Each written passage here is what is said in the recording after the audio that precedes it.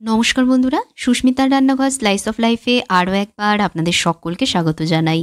খুবই সহজ অথচ দারুণ টেস্টি চিকেনের আরও একটা রেসিপি নিয়ে চলে এসেছি আজকের পর্বে। রুটি, পরোটা, ভাত সব কিছুর সাথেই চিকেনের এই প্রিপারেশন দারুণ লাগবে। ঝোল আলুর চিকেন কারি থেকে একটু ভিন্ন স্বাদের চিকেন কারি বানাতে হলে অবশ্যই আজকের রেসিপিটা ট্রাই করে দেখবেন, আশা করছি ভালো লাগবে। তাহলে দেরি না করে দেখে নিন আজকের রেসিপি। এর জন্য আমি প্রথমে একটা কড়াইতে পর্যাপ্ত পরিমাণ তেল গরম করে নিচ্ছি। সাদা তেল বা সর্ষের তেল অথবা অন্য কুকিং অয়েলেও রান্নাটা করা যাবে। তেল গরম হলেই তেলের মধ্যে দিয়ে দিচ্ছি হাফ টিস্পুন নুন আর দিচ্ছি হাফ টিস্পুন হলুদ গুঁড়ো। নুন হলুদ তেলের সাথে মিশিয়ে নিয়েই দিয়ে দিচ্ছি এর মধ্যে চিকেনের টুকরোগুলো। আমি হাড় সমেত চিকেন রান্নায় ব্যবহার করছি, এখানে টোটাল 500 গ্রাম চিকেন রয়েছে। নুন হলুদ মিশিয়ে নেওয়া তেলের মধ্যে এখন চিকেনের টুকরোগুলো ভেজে নেব। গ্যাসের আঁচ হাই রেখে 3-4 মিনিট ভাজতে হবে অথবা চিকেনের গোলাপি রং চেঞ্জ না হওয়া অবধি ভেজে নেবেন।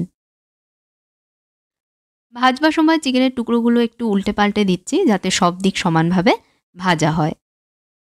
3-4 মিনিট হাই আছে চিকেন আমি ভেজেছি, চিকেনের রং দেখুন চেঞ্জ হয়ে গেছে। এখন এর মধ্যে দিয়ে দিচ্ছি আদা, পেঁয়াজ, রসুন বাটা। 2টো পেঁয়াজ, 1 ইঞ্চির একটা আদার টুকরো আর 15-20 কোয়া রসুন একসাথে এখানে বেটে নিয়েছি। এটা একদম চটজলদি একটা চিকেন কারি বন্ধুরা, ঝটপট তৈরি হয়ে যায়, আবার খেতেও লাগে অনেক সুস্বাদু।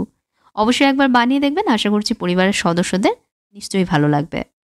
চিকেনের সাথে সব মিশিয়ে নিয়ে খুব ভালোভাবে এটাকে এখন কষাতে হবে যাতে পেঁয়াজ, আদা, রসুন ভালোভাবে ভাজা হয়ে যায় আর মশলার কাঁচা গন্ধটাও চলে যায়।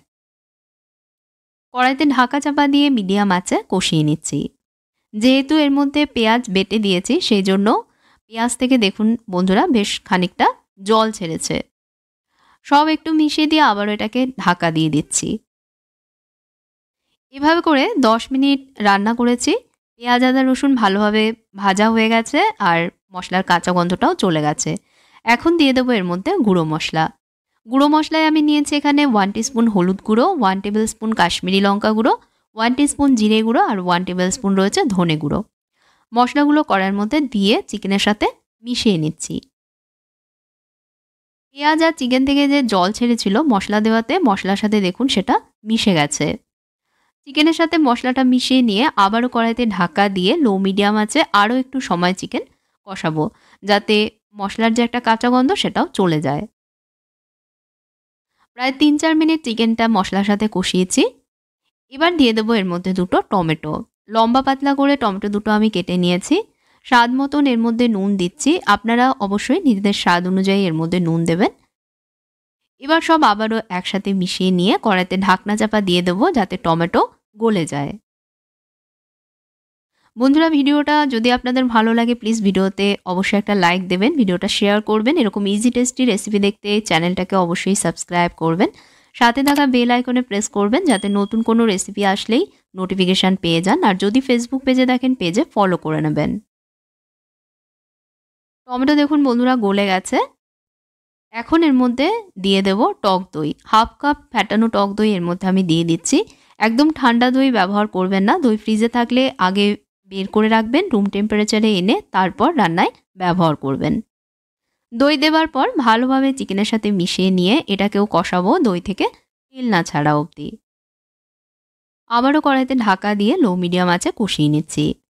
দই থেকেও দেখুন বন্ধুরা তেল ছেড়ে দিয়েছে আর চিকেনও সুন্দরভাবে কষে গেছে। এখন এর মধ্যে দিয়ে দেব জল।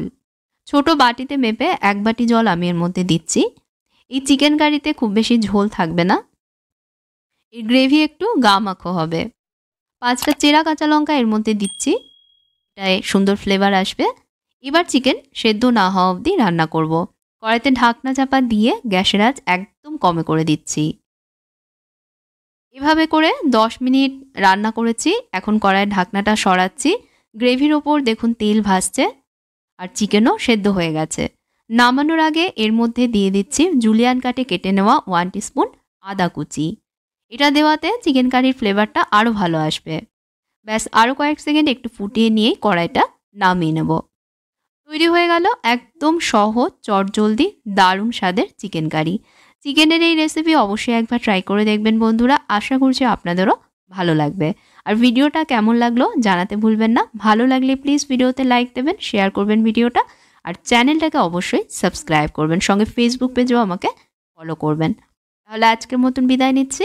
আপনারা ভালো থাকবেন, ভালো রাখবেন। ধন্যবাদ।